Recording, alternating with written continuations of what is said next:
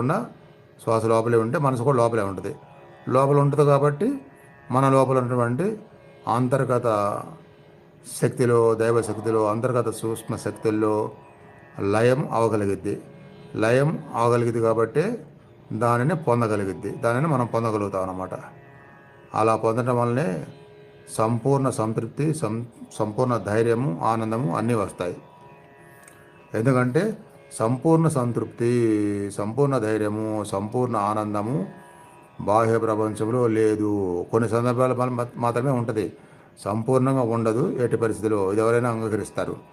సంపూర్ణంగా ఉండేది మన లోపల మాత్రమే, ఆ లోపల ఉండే అంతర్గత శక్తుల్లో మాత్రమే, ఆత్మజ్ఞానంలో మాత్రమే, అంతర్గత దైవ దర్శనంలో లయమైనప్పుడు మాత్రమే. అది ఇక్కడ చెప్పారు. దాని వివరణ ఇంకొంచెం విపులంగా నేను చెప్పాను అన్నమాట.